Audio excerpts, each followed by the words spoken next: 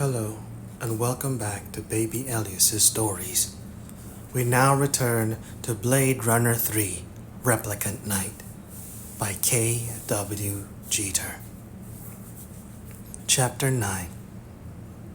She opened the door, a metal door, like others through which she had gone in her life, and stepped into the past. I've been here, thought Sarah Tyrell. The smell of ocean water, the salt of invisible tears, drifted through the canned atmosphere. A snake of water, a leak curling underneath one of the rubber-flanged seals, threaded down the corridor extending in front of her. The metal door closed behind her with a sigh, its security mechanisms sealing her with the interstellar ship's world, a world she didn't recognize from memory, but from dreams.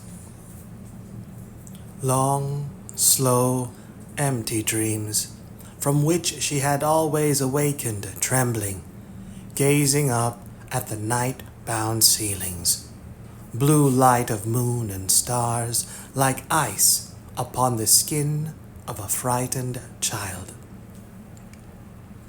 There were no stars here, no skies but the rust-streaked silver metal above, that could almost be touched by her fingertips if she reached as high as she could. If there was any memory of that, it would be a child's remembering. It must have looked like a real sky to me, as far away as any of the earth on which her parents had been born, cloudless and unmarked by time and the enveloping ocean's decay. Even when her father had carried her in his arms, taking his infant daughter from one part of the Salander 3 to another, surely he had done that. He must have carried her. Sarah didn't remember, but she believed, or tried to. Even then, what would that child of the past have known about any world, any sky, other than this one? The real sky, that gray realm of storms and ice-honed winds, was far above her, and the waves rolling over the Salander 3's hull. Her faithful and demanding retinue, Wycliffe and Zwingli, were probably back on the shore of Scapa Flow by now, the deserted town and looming cathedral at their backs, as they shared a thermos of coffee and waited for her to reemerge. Or, if night came on, a relativistic darkening in a zone as northern as the Orkneys, without her returning back from underneath the waters, the two men would likely retreat to the warmth and safety of the interplanetary yacht in which they'd brought her to this place. And what if I don't come back up? The thought had occurred to her, even as the two men had rowed her across the flow in a tiny, primitive, low-tech wooden boat, probably something they had found abandoned on the shore. Out to the triangular opening of the shaft by which she would descend to the Salander 3 and the past. She had watched them inexpertly manning the oars, splashing more than actual rowing, yet still somehow managing to make progress against the wind feathering the tops of the low waves. The last she had seen of them, perhaps the last she would see. They had been bobbing in the little boat, looking down at her as the shaft's hatch had erised shut, sealing her in darkness until sensors had registered a human presence and flipped on a faint, dotted line extending down toward the flow's depths and the scuttled ships layered over the rocks. She supposed that if she didn't come back, bearing all the secrets of the past in her seaweed-festooned arms. If the past swallowed her whole, the way it had always threatened to, and didn't let her go, then the two die-hard loyalists would likely move on to Plan B for resurrecting the Tyrell Corporation. She could imagine them winging their way off-planet, a whole Mutt and Jeff routine in the cockpit area of the yacht. Well, Mr. Wycliffe, going into the past didn't seem to accomplish much? No, Mr. Zwingli, it sure as hell didn't.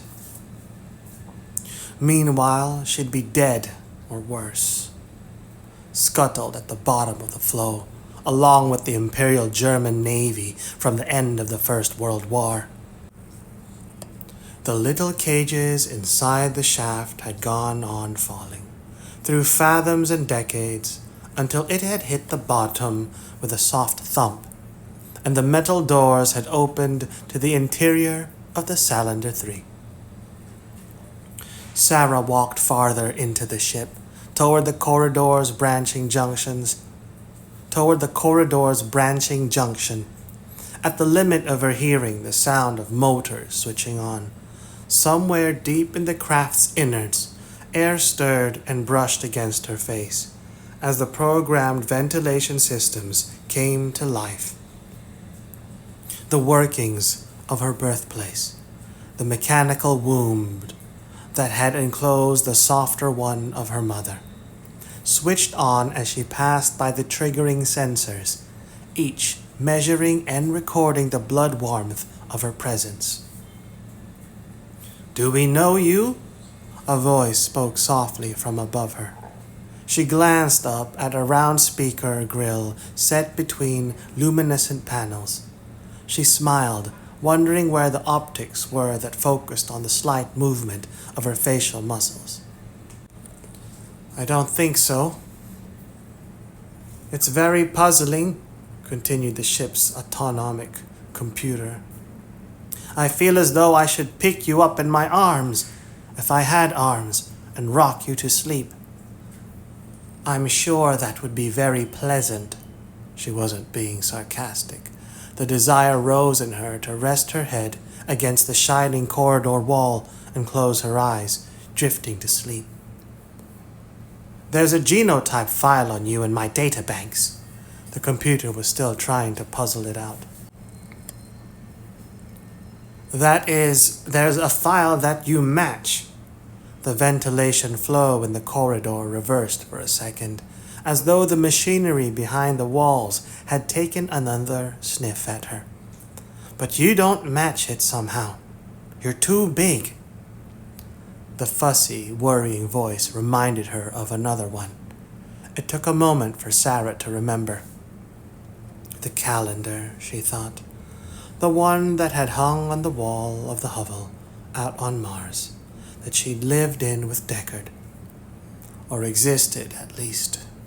It had the same solicitous manner programmed into its numbered pages. The ship's computer had the advantage of being effectively invisible. She didn't have to look at tacky postcard photos of rural Oregon. "I'm all grown up," said Sarah. She gazed around the empty corridor. "Since you saw me last. That's why. That's why I'm different and the same." "Oh no, child. That can't be," the voice softly chided her. "For you to be different from what you were or are." The computer displayed the same limited grasp of difficult concepts that she remembered the calendar struggling with. "That would mean that time had passed, has passed, and that's just wrong, sweetheart. No time has passed. All my clocks and chronos, they all say the same thing. The same as they always have. Since we came back, I mean. No time. No time. Nothing has passed. We don't do that here." She felt sorry for the computer, and by extension, the whole ship. It was doing the best it could of its Maternal instincts were only electrons moving along wires and through silicon. They still exceeded what could be found in most humans. I wasn't here, Sarah tried to explain. It delayed having to go farther down the dimly lit corridor and finding she didn't know what. I went outside you. I was taken out. Don't you remember? She had seen the photos in the company archives and the ones that her uncle had kept in the bottom drawer of the intricately wrought table beside his canopied bed, so she could describe what had happened back then. The men came, and the nurse, and they took me away. When we came back to Earth, I was just a child then. That's how you remember me. That's the file you have. Oh, sweetheart, I don't think I would have forgotten that. You were such a pretty little thing. The ship's computer lapsed into its own fond reel of memories. Both of you were. The last words puzzled Sarah. What do you mean? Both what? No answer. Silence roiled down the corridor, a wave upon an unseen ocean. Yet not perfect. In the distance, somewhere inside the Salander 3, the sound of footsteps, impact upon metal, then echoes even softer. Someone walking.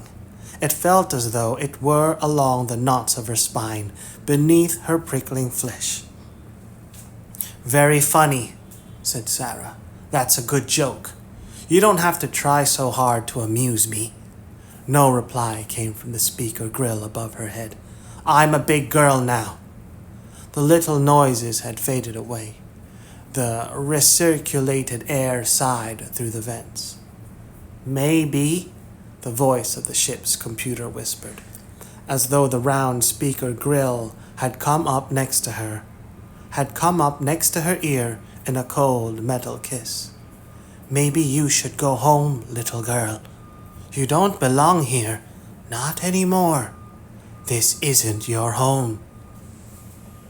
Yes, it is, Sarah's voice broke inside her throat. With something close to astonishment, she touched her face and found a tear rolling down her cheek, as though the surrounding salt ocean had broken through some seal within her. It is. The word sounded like a child's, scared and clinging. I don't have anywhere else to go. The footsteps sounded again, the soft echo floating by her ear, closer, perhaps in the darkness at the end of the corridor. Go anywhere, child. Anywhere but here. The realization had welled up inside her from spaces just as dark, deep and hidden. The ocean rolled above, locking her tight within this little bubble at the center of the universe. It is here, thought Sarah. It has to be. If it wasn't, she was lost. More than she had ever dreamed or feared possible. Now she knew why she had come here. Why she had let the two men with the eyes of her uncle talk her into it. If they had known, they wouldn't have even bothered to. No argument or attempt at convincing needed. All she'd had to do was realize what some part of her had always known. That the day was coming when she'd be here in this place, this little world again. That part knew because it had never left. I won't go away, said Sarah. She looked upward, as though she could find the computer's face. It didn't have one. All she saw was the blank, curving metal that lined the ship's corridor. You can't make me. No one can, the voice from the overhead speaker sounded mired in the awareness of grief. It's too late, even where there's no time. It's always too late. The voice shifted as though becoming part of a machine again. "Very well. Suit yourself. I won't try to stop you." Silence, as though the Salander 3's computer had shut itself off. The circuitry going dead, the wires empty of whatever time-free consciousness had lived in them. Silence encased in silence. The approaching storm winds that stroked the waves of Scapa Flow had stilled themselves. That was what it felt like to Sarah, buried beneath the waters. The subtle motions of the currents had stopped rocking the ship's hull, leaving it without tremor on the decayed hulks beneath it. In that tomb, quiet, she knew she should have been able to hear the beat of her own heart, tapping under bone and flesh. But she couldn't. She laid a hand on her breast, fingers slipping below the edges of her coat. Nothing, even when her fingertips touched the bare skin at the base of her throat. Nothing but the cold chill that her body temperature had been brought down to, as though seeking equilibrium with the ocean. Sarah held out her hand, palm upward, far enough to expose her pale wrist. The thin blue snake of her pulse was motionless as well, stopped in the moment between one beat and the next. Time. Plenty of it, and none. That was what Wyclef and Zwingli had told her she would find, and what she'd known she would. The toxicity of the depleted interstellar drives, the cumulative effects of the ship's journey to the stars, building up in the hull and everything it held even before the aborted expedition to the Proxima system. Time had built up here and couldn't be dissipated. And what, wondered Sarah, is so toxic about that? She stood in the Salander 3's central corridor, the doorway to the surface of that other world, the one where things moved and happened in time, sealed behind her. The way they had talked about it, not just Wyclef and Zwingli, but everyone else, all the memos in the Tyrell Corporation files, toxic to lethal, poison to death. It had suddenly struck her that perhaps they were wrong, always had been, that here was eternal life, a resurrection that didn't even need to be disinterred from its grave. All you had to do to find it was to die. Another silence, another memory, rose inside her. Far from here, a cabin not more than a falling down shack in a forest silvered by moonlight, with a black glass-lidded coffin inside it. And inside that, a woman either sleeping or dying, or both. A woman with Sarah's face. That's why I envied her, thought Sarah. Rachel had already died. The last little drawn-out fragments of her curtailed life hardly mattered, and had entered that world where there was no time, just memory. Deckard's memory, as he sat beside the black coffin and gazed upon that which he loved, that which he'd been fated to love, nailed down to that iron track of his desires, as long as he remembered Rachel, and that was all he'd had left to do then. She'd never die. Another world, another time. Sarah tried to push it away from her thoughts. For a moment she'd been there, the shadow of an owl passing across her face, masking the stars that had glittered hard in the cold night air. And another part of that same time, that memory, when she had told him to say to her what he had said to Rachel long before. Say that you want me.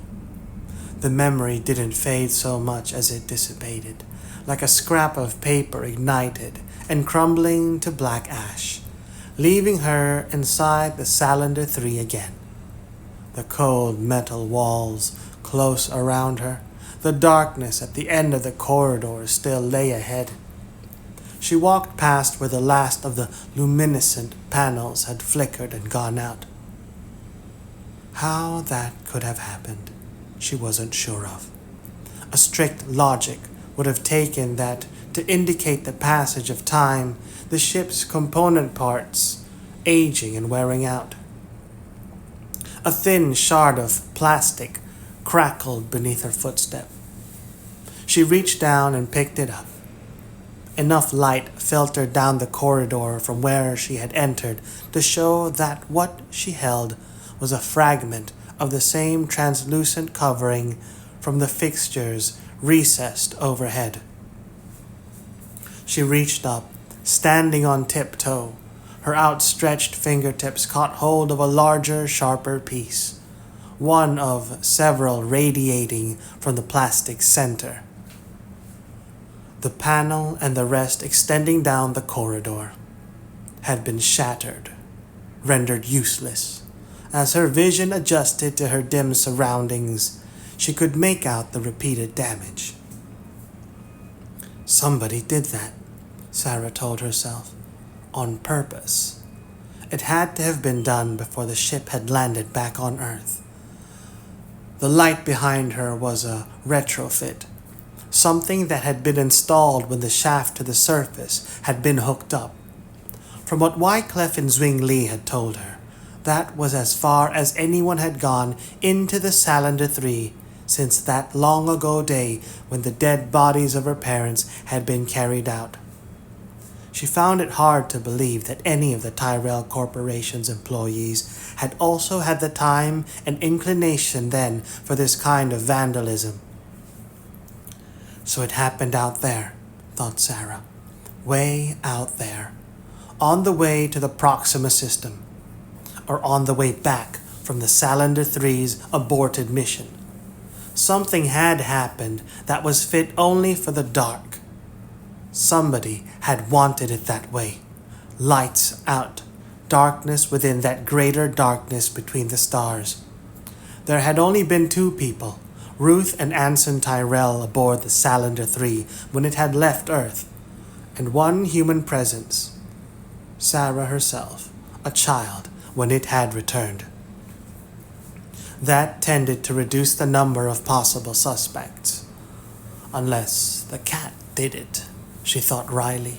That furry creature in her mother's arms in the old newspaper photo. The notion produced a partial, humorless smile on her face.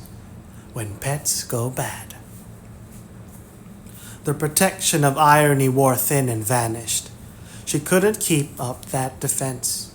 Fear-driven nausea tightened her gut, dizzying her. She had to lean her shoulder against the corridor's wall to keep from falling. Something wet seeped through the sleeve of her coat. Touching her arm aside, she barely felt it.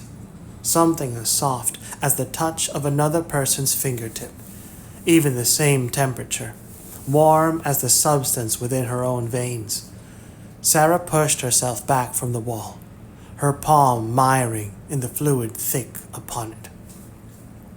She looked at her hand and saw blood.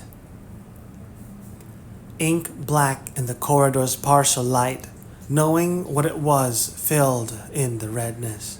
Her thumb smeared it across her fingertips. Spreading them apart revealed the larger, irregular blot filling her palm. For a moment she wondered if it might be her own blood, if she had cut herself accidentally on the broken plastic she had picked up. The sharp-edged fragment from the smashed overhead lights. She could have wounded herself and not even known it. She would have preferred that to any other possibility. Not wanting to, she turned slowly to one side. Dreading, Sarah forced herself to look at the corridor's walls to try to see what was there. Words. A message. Big red letters. Black. In the darkness, she could no longer tell the difference. Enough light trickled down the corridor, slid beneath her flinching eyelids and back to the farthest spaces inside her skull. Enough to make out the ragged shapes of the letters, the scroll reaching up higher than her own hand could reach, to the angle of metal above. "This is craziness," her own words, unspoken voice to herself. She knew that. Everyone did. You found words written in blood, in big smeary letters on the wall, when there were crazy people around. Bad, crazy people. The kind that hurt other people, and worse. Sometimes it was the crazy people's own blood. Another memory trip flashed through her head in a millisecond. A buried one that kept coming back into the light where she didn't want it. A memory that ended with her watching herself, standing just outside in true schizoid fashion, as she had written her name in red exactly like this on the mirror over a green-veined marble bathroom sink with golden faucets, her wrists dripping into pinkly darkening water.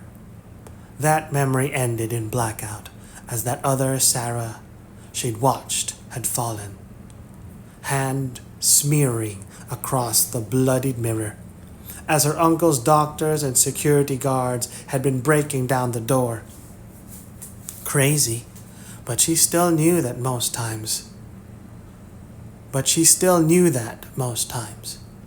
The blood had been inside those other people, the ones who got hurt, cut instead of cutting, the ones who weren't alive anymore. Crazy. She stood back from the wall, as far away from it as possible, in the middle of the lightless corridor, far enough away that she could read what it said, the edge of the distant glow picking out the wet letters, the one word, the name, as a slow line trickled from the bottom curve of the S to the floor. Sarah. Her own name, as big and crazy as possible, not in a bathroom mirror this time. In this time, but filling a whole wall, each letter standing higher than herself, written a long time ago by the measurement of the world outside, up above where the gray waves rolled beneath the mounting storm clouds, written just now, in the now that never ended, could never end. Inside the Salander 3. The voice of the ship's computer whispered inside her head. A tape loop of what it had told her, warned her about as she had walked away from the light. Maybe you should go home, little girl. You don't belong here. She should have taken the computer's advice. It had only been trying to protect her, just as it always had. I should have listened. Too late now, Sarah knew. She had come this far. There could be no leaving until she had gone all the way to the end.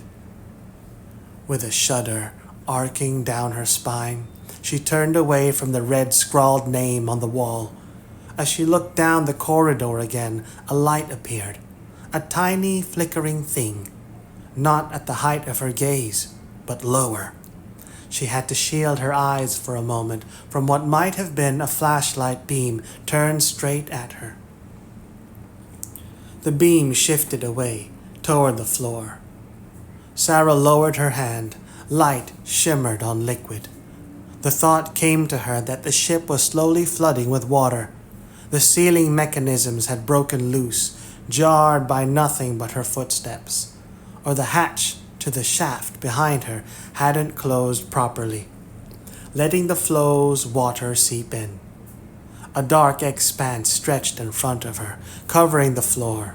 The breath of the ship's ventilation system stirred a shimmering ripple across the surface. But it wasn't seawater. She had known that as well, and couldn't deny it to herself. when the red trickle from the word on the wall reached the bottom of the wall. The red line, running down from the big smeared S of her name, merged with the dark pool and was the same color. The same substance, black in darkness, red in her knowing. The glow from the flashlight or the lantern or whatever it was reflected from the small lake of blood, faintly illuminating the figure on the other side. She could see the person now. "Hello?" spoke the child, in a child's unafraid, curious voice. "Did you just get here?" Sarah said nothing, then slowly shook her head. "No," she managed to say. "Perhaps I don't know." "I don't know either." The light wavered across the surface of the blood, sending the child's shadow fluttering behind her. Sarah's eyes made their final adjustment to the dark, revealing a little more of the image across from her. A little girl, perhaps 10 years old, no more than that. A dark hair falling to her thin shoulders, dark, serious eyes. A beautiful child who would grow more beautiful. No, Sarah reminded herself, would have grown, someplace where time moved. "But," the girl looked up shyly through her long black lashes, "you can stay here if you want to. I don't mind." Sarah felt her heart tightening under her breast. A pulse would have shattered it to pieces. Not real, thought Sarah. She closed her eyes, taking the child from her vision for a moment. She's a ghost. That was the toxic effect of this place. The past didn't die and go away as it should. You see things that didn't exist, except in memory and the past. "I'll stay," said Sarah, "for a little while at least." The little girl couldn't keep from smiling. "What's your name?" "It's Sarah. That's all." A puzzled look shaded the girl's eyes. "Like that?" She glanced over her shoulder to the bloodied wall, then back to the girl. "That's right," she nodded. "What's yours?" The same shy smile appeared. "It's Rachel," said the image of the little girl. "My name's Rachel."